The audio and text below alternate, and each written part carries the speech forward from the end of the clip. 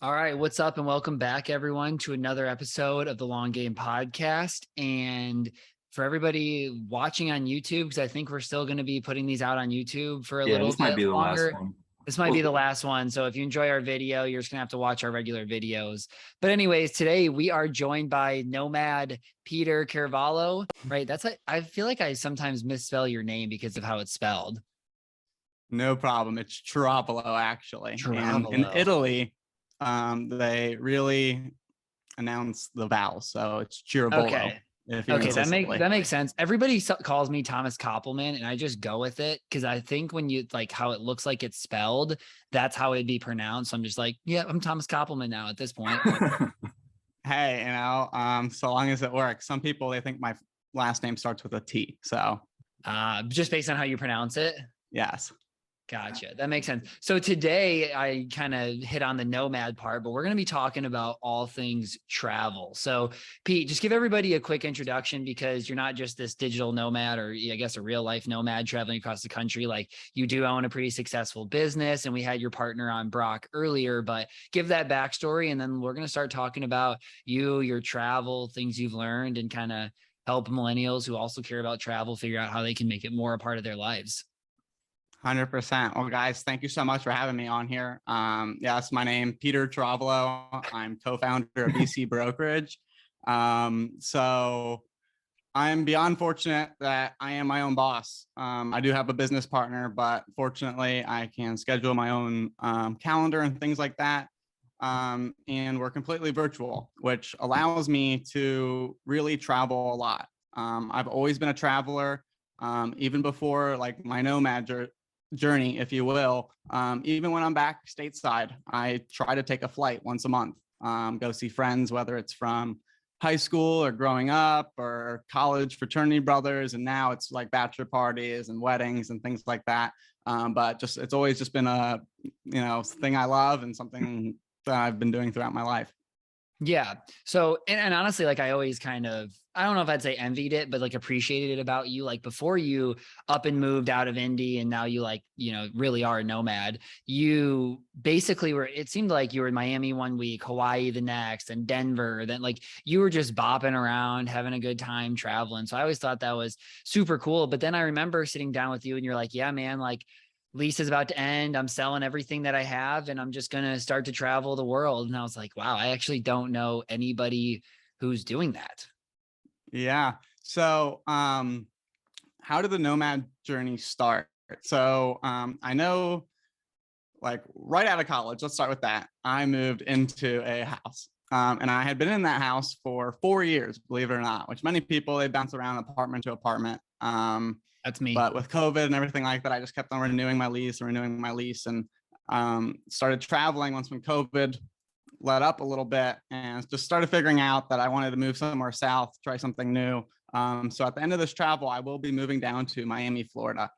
And with that, I had a house full of furniture. And when I'm there for 4 years, you just like accumulate stuff, or family members are like, hey, like, you want this extra couch? I'm like, yeah, I'll stick it in my basement. And before you know it, I have a house full of furniture. And I kind of just did like an audit around the house. And I maybe had like 12, 15 grand worth of furniture, TVs, dining room tables, all that kind of stuff. And I was starting to price out how much it would be to move it all down to Miami, whether it be hire some movers or I just jam it in the back of a U-Haul and drive 20 hours south to Miami. Yeah, not at all. And, with the 12, 15 grand worth of furniture, even with the U-Haul and the gas and the rental and like 20 hours, I don't know if I could do that all in one day. And then dealing with a service elevator. So I then was coming to the conclusion very quickly that I just need to sell everything.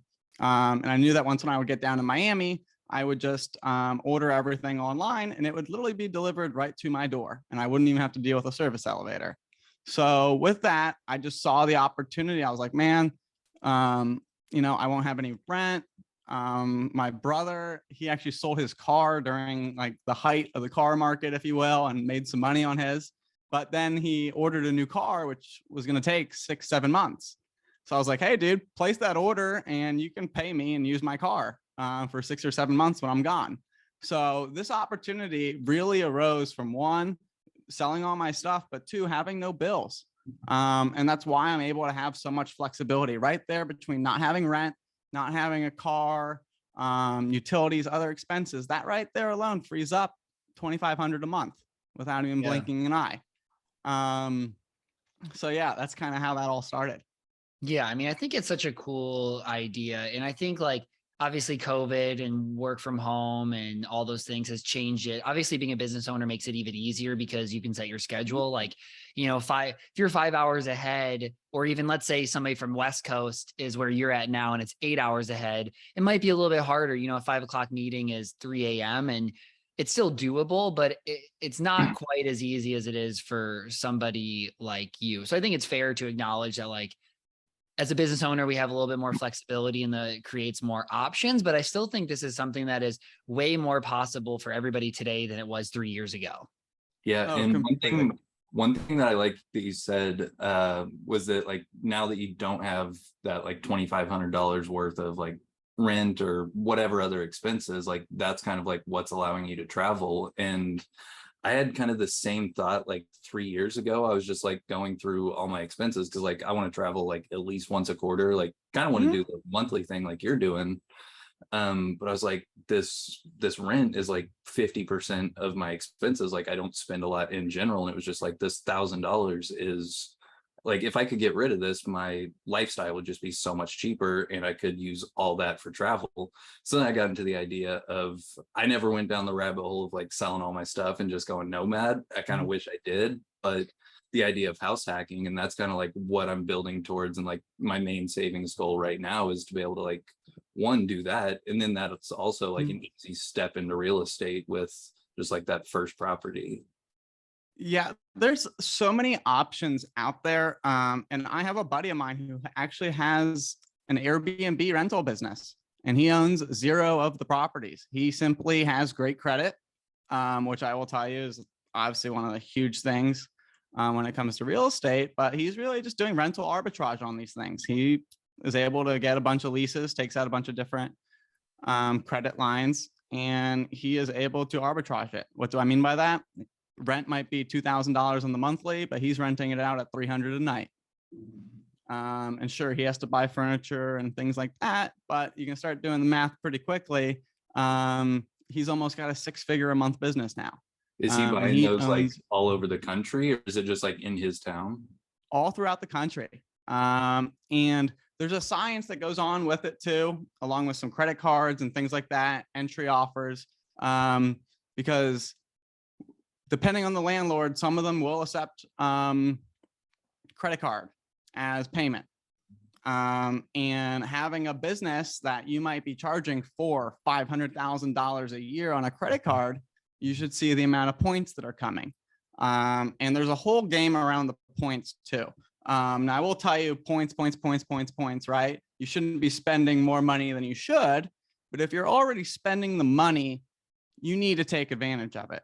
You know, whenever I spend $1, I'm only really spending about 96 cents right now.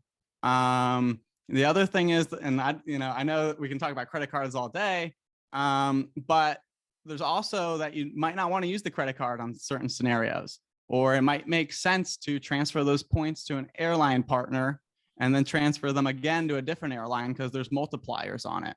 And when you're talking a lot of these different points and things like that, you can fly for free a lot of the time. And my large flights that I'll take across the pond, if you will, they're all paid for with points. An $800,000 flight paid for with points. When I flew to Hawaii, paid for with points. And it's just a whole strategy behind it. You got to learn it as you go, but there's some resources out there like the points guy, Brian Kelly, absolutely phenomenal to follow along with. But really just got to figure out what's most important to you and what type of travel do you want to do? Is it international? Is it just within the United States? There's so many different factors to it. Yeah, I kind of want to go back a little bit to the Airbnb and like house hacking idea, because I think it is pretty cool because there's a bunch of routes that you can take. So like Trayton's first one of, hey, maybe I have a duplex, I have somebody rent the other side, covers most of the bills, I live in the other one. Now, hey, I'm going to go do a month here or something else, and I'm going to Airbnb it out to help cover that cost. Like, that's one option that's really cool. Another option that I think is cool that other people do is that they own Airbnbs in a bunch of different locations. So, hey, I have short-term rentals, like, because with long-term rentals, unless you have like hey, they're going to be out now, I get a month, you don't get much flexibility. But hey, I know I'm going to do real estate, I know I'm going to do short-term rentals, I might as well pick cities that are pretty cool. Obviously, the hard part is, like, you pick cool cities, it's obviously going to be more expensive houses, larger down payments, all that kind of stuff. But that's another way, if you are somebody that's generating a good amount of income and have that money and want to get into real estate, but also love travel, that you could have, a bunch of different areas, and then you could just bot between all of them and really, like, sit in a pretty good spot. Yeah, the arbitrage game is very interesting. Like, Thomas, I don't know the language in your lease agreement, right? But you might actually be able to sublease that apartment that you're renting. Yeah, I know and people if you do go a on lot vacation, of condos and apartments. Yeah. Yep. And if you go on vacation for a week, you could rent it out on Airbnb easily for 200, 250 a night. People are like, oh, that's crazy. Well, you should see what these hotels are charging. And the amenities that you have, and having a washer and dryer and unit, and people being able to cook meals in there. And a lot of these corporate jobs. Another one is, I forget the website right now, of course, off the top of my mind, but traveling nurses. Huge market, because some of these apartment buildings, they might not accept short term, but they'll accept 30-day minimums. So you can rent it out by month. The other thing that's very nice about the rental arbitrage game with the Airbnbs is, guess what? You're not in charge if anything breaks. There's still the property management company. There's no down payment. There's nothing like that. So there's a whole game that goes on with it. And there's some very smart people who are out there picking properties left and right. And the landlords love it too, because they're getting consistent rent all the time too. Good point. That's super interesting. Because you would think, like, I mean, I know it's like a whole different like business for the landlord to do it, but like, why aren't they just Airbnb in their own places?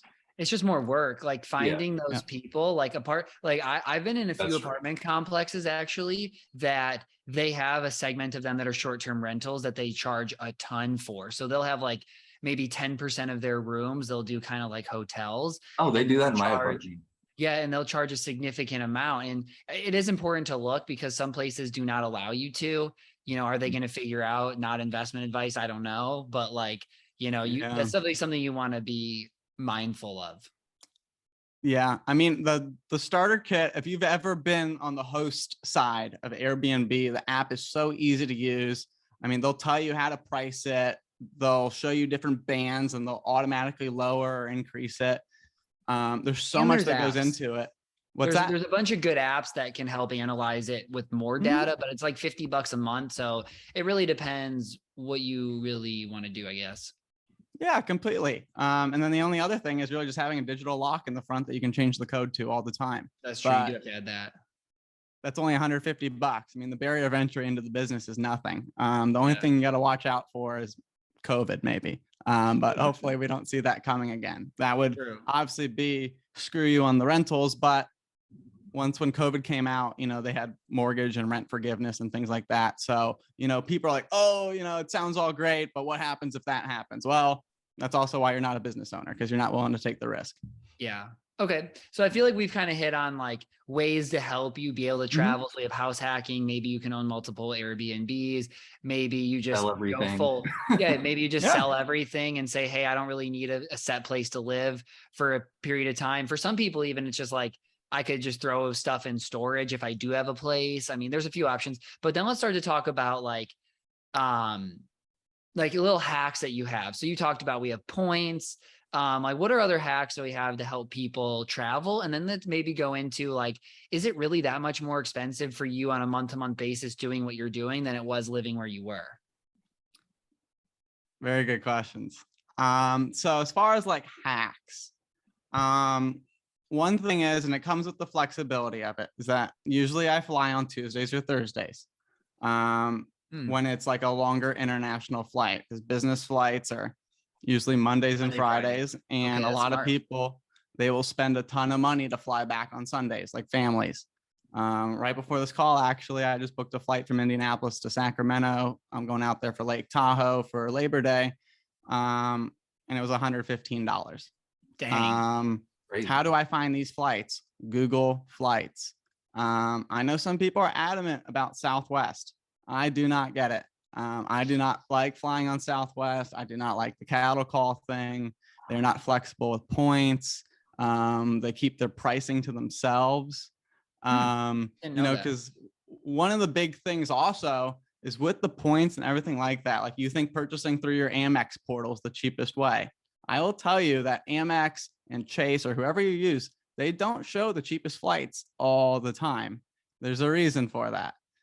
So it's very important to use Google Flights as kind of like your base. And also Google Flights, I should really call it Google Travel, because you can also be booking train tickets and different things like that, even buses. Some of these locations, people are like, oh, bus, Greyhound. Well, guess what? You can go from Indianapolis to Chicago on what's called a Flixbus. It has Wi-Fi, drinks, bathrooms, complete privacy, everything. And it's $39 one way. But now you're flying out of O'Hare, which has 10 flights a day to London, whereas Indianapolis has 0, and they never will. Indianapolis Delta used to have a direct flight from Indianapolis to Paris. That is no longer there. So flying out of a hub is huge. Yeah. So what do you mean? I guess I didn't really think about the Tuesday, Thursday. That makes a lot of sense to me. Like, what's kind of the prime time in your experience of booking? Like, I always heard like that 6-week period of time, but is that right? Or is it like you want to be 2 weeks out, or? I mean, I book within 48 hours sometimes. There's really no trick to it.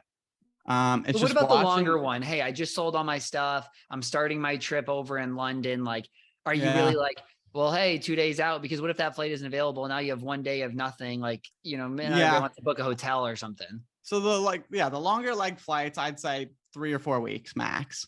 Okay. Booking very far ahead is a guarantee for the airline, and they love that. It's also that you got to think about what the average traveler's doing. These airlines, people have no clue how much money it costs for these airlines to fly per hour, and the amount of fuel and things like that. They cannot afford to have empty seats. So when it's like a week before the flight, they are trying to jam as many people onto those flights as possible.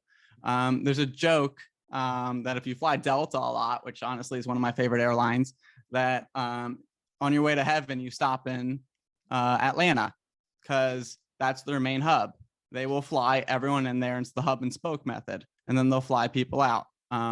If you really want to geek out, they fly like 737s, and then you fly a 757 out of Atlanta, and that can get you pretty much wherever in the world within 12 hours. So it's just very interesting to see how these airlines work, and who their partnerships are with too. It sometimes pays to be loyal as far as like consistently flying with the same airline. But other times it just doesn't make any sense. If it's a few $100 more, I mean, I don't care. I'll go with whoever. Here in Europe, I've flown everything from Ryanair to WOW to EasyJet is what I'm flying tomorrow, to Gibraltar. So just whoever comes in the least expensive is usually who I fly. Now, of course, I have my preferences, but it's just not worth spending that much more to be loyal. Okay. I think it makes sense. So then going to my next question of like, when you're traveling everywhere, like, what is it more expensive? Like, in general, I know that's situational, because, I had a client who just did something similar for 4 months, and one of the months she's in Thailand, and she spent $100 on food a whole month in Thailand because it's that crazy cheap. But like, in general, from a lot of the places you've been going, has it been a lot more expensive than what your lifestyle was before, or what? Yeah, I'd say I'm spending about the same. But it really comes down to your lifestyle and what you want out of it, right? I mean, $100 in Thailand, like, I don't know about you, but when I'm in Thailand in a month, I'm going to try everything under the sun there. So I'm going to spend more than $100. I can tell you that. Well, it's just because I've heard a bunch of people go there and they're like, you can get like 5 dishes at a meal for $1. Like, it's just that crazy cheap. Yeah. I mean, Asia, no doubt it's cheaper. Even here in like Europe, like I'm in London right now. This is one of the most expensive cities in the world. So price of goods is more expensive. Yeah. But when the price of goods might be cheaper, like in Thailand, there's also that the flight costs $1,200 to get there. Yeah. So it's just kind of like pick and choose your yin and yang. Like, yes, you can get a 5-star hotel in Asia. You know, and that brings up another great topic is like, okay, when you're traveling, where do you want to be? Where do you want to live? Like for me, I love variety.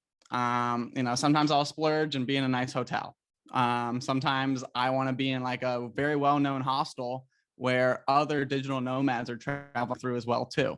Because that will kind of bring me to my next point is that many people, they think, oh, solo, like, you know, don't you get lonely? And honestly, I only eat a few meals alone. A lot of these people are also traveling. They have the same mindset. They're pretty outgoing. They want to stick their neck out. And I've met some incredible people along the way who I'm still friends with. One of the kids that I met in Barcelona, he lives in Denver now, and he's going to be in Singapore the same time that I'm there. And we're going to go to the F1 race in Singapore on October 2nd together. So, you know, it's just very cool. And with Instagram and Facebook and all these different things, it's never been easier. Yeah. And do you speak any other languages, or like Nope. how do you communicate in these cities? English. I've only been called a hamburger once. I was called that in Hungary when I was in Budapest. Like, I was like trying to like point at something. The person's like, "Okay, I can speak English, you hamburger. Like, come on, like we're not stupid here." And I was like beet red. I was like, "Oh, okay." That's so But funny. yeah, I mean, English is the default language around the world, and yeah, it's been very easy. That's very Okay. straight. Yeah. I mean, for you kind of on this journey, what are like a few pieces of advice that you would have for other people who are thinking about, you know, is this right for them? And again, I think like one piece of advice before you even go is that like, if you're young and you're able to do this, do it, because as soon as you get married, you have kids, like it becomes significantly harder. Oh, you don't even have to be married. I mean, you can have a dog and then all of a sudden it's much more difficult, right? 30, 40 bucks a night in a kennel adds up very quickly. Too bad you can't So bring that your brings me to dog. my next point is watching your budget, right? A lot of people, and it's just the American way, you know, like they went on vacation with their family. They went to Siesta Key. They stay in the same hotel every single year, right? Like that's great, but a hotel at $200, $250 a night times 30 nights a month, $6,000, $7,500. Most people, they don't even make that in a month, right? Now it really does depend because like I'm working. So I'm in a private hotel right now because I just can't be in a hostel doing podcast recordings like this, right? But the last few nights I was in a hostel. It's St. Christopher's. It's a great brand within London. And the reason why I like the hostels is just the social interactions. You get to meet a lot of people. And you know, you'll be down there eating breakfast. I'll be down there on my laptop or whatever. I hear someone else speaking English. I'm like, okay, we got a friend. So chat them up 5-10 minutes, see if they're cool or not. You know, if they pass the litmus test, I'll be like, hey, you know, what are your plans today? What were you thinking of doing? You know, I met some people in Rome and they were going to the Coliseum that day. I was like, hey, mind if I tag along? And it's having the courage also to ask, right? And that's also something that in business, if you don't ask, you don't get. There's a joke within my family when I was a kid, like I was 5 or 6 years old, and my dad, I would make a Christmas list. I'd like write it out. And I said, Dad, like, do you think I'm like too greedy this year? Like I have so much stuff on this list. And he's like, no, how's Santa supposed to know what you want if you don't put it on the list? And I remember writing all that stuff down, going to his law office, and he would fax it to his like other lawyer friend and be like, yeah, here, buy Peter's Christmas gifts. And it was a joke every year. But that's one thing that you have to just learn when you're out on the road like this. Like you got to be able to get out there, ask for directions. I had somebody on LinkedIn. They're like, Peter, I thought you were traveling by yourself. How are you getting all these pictures? I'm like, well, I just asked some stranger on the road. Hey, I was very if you take a curious picture. about that. Yeah. I have one thing to add there, though. This is like kind of off topic, but it has to do with the ask thing. I saw somebody tweet yesterday, and I thought this was an awesome idea that he said that every single month he applies to a new job that he is not even close to. Basically, he's like, I'm not qualified for this at all. And every month he applies to a new one and goes through the interview process. And he said, like, you know what? Eventually one of these people are going to be wrong and hire me. And I just love the philosophy, like just that idea of like not being like afraid of no, not being scared of taking risks and taking chances. And we're not going to have a whole topic on that, but I thought it fit in perfect to your point here of like, if you're going to go make Yeah. this trip, you gotta go out and you meet people, you're going to do things. It's just different, and take that risk. Yeah. And the one other thing that, like, if anything ever goes wrong or I get tired, guess what I'm going to do? I'm going to head to the airport and I can fly back and restart my normal boring life. That's what I've always said to myself. Whenever I'm like packing my stuff up, I just make sure I have my cell phone, I have my wallet, and I have my US passport. At the end of the day, I can figure the rest out. And just knowing that, that's peace of mind. Yeah. Well, I guess like kind of wrap up, like what are the remaining trips that you got planned just so everybody can hear and hopefully follow along? Yeah. So tomorrow morning I fly to Gibraltar. What's Gibraltar? If you know the company Prudential, their logo is the Rock of Gibraltar. So I will be heading there tomorrow. Then I do Malaga, Spain, flying down to Morocco, and then I go Morocco to Lisbon. Then I have my flight out of Lisbon on Lufthansa. So I'm flying actually back to Munich and then back to Chicago. It's just that was the cheapest flight. And then I'm doing Lake Tahoe for Labor Day. And then I'm flying from San Francisco to Singapore. And I'll be doing Singapore, Thailand, Bali, and South Korea in the month of September and beginning of October before I end up in Denver for XYPN Live 2022. Nice, dude. That sounds awesome. Any like closing thoughts or advice that you have for people or takeaways from your experience before we kind of finish this up? Yeah. I got advice from somebody when I was saying, hey man, I'm bored. Indy's just not doing it for me right now. And he's like, man, you'll make up your mind one day. You'll just wake up and be like, today's the day. Rip the Band-Aid off. Starts putting stuff on Facebook Marketplace. If you truly want to do something, and like whenever I make a decision right now, I'm like, what's my 50-year-old self going to think if I sat there and I didn't take that opportunity? Right? That's what I'm thinking. So if you have that little voice in the back of your mind, listen to it. And just take advantage of it. It's never been easier. You have your cell phone. At the end of the day, you can always head to the airport. It's just like, don't let that fear come around. My journey will maybe be 5 or 6 months as far as like being away, the Nomad thing. Even if it's just a month or something, I highly encourage it just for the personal development and really understanding that, it's not just the United States. Yeah. Well, now that you ended with that line, it kind of hits on what I was going to say a little bit, takes it down a notch, but something that I'm planning to do in the next, I don't know if it'll be 2 to 4 years around that time, as Colleen and I have talked about it, that we're going to like take a year and kind of do what you do, but we want to do it US wise. And then maybe say like, are there cool cities that we want to live in? Because what a lot of people do is they go on vacation. They're like, oh, I'm moving to Nashville. And it's like, vacation is different than living somewhere. So I think what I'm going to do is we're going to do like 4 to 6 weeks at a bunch of locations that are drivable from each other. So we'll go to Nashville, live around there 4 to 6 weeks, go somewhere in North Carolina, go down the coast, probably do somewhere in Florida, bounce around, go to Texas, kind of like Arizona, find your way around like the whole United States, each for like 4 to 6 weeks. And then even if we want to come back here and live here after, that's great. Or maybe we'll fall in love with a new city and want to do that. But I just love the idea and the flexibility that like we actually have the ability to do that these days. Yeah. And my tip there would be Airbnb. Yeah, 100%. Because there's nightly rates, then there's weekly rates, and then there's monthly rates. So weekly, you can start seeing a bit of savings. For me, I have found that I love only being in the city for about 4 or 5 days. Then I'm on to the next one. And these are big. These are more like sightseeing and travel for you, less of like, hey, I'm going to move to London now after 4 days or something. Yeah. Well, who knows? I guess that's true. Who knows? Yeah. You never know. Pete, thanks for coming on, man. Sorry for butchering your last name. I guarantee you the next time we talk, I'm going to butcher it again. And Don't worry.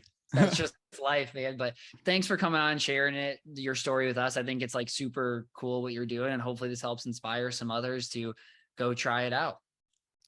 Really hope so. Thank you so much for having me on, Trayton and Thomas. Yep. All right, guys. See you back next week.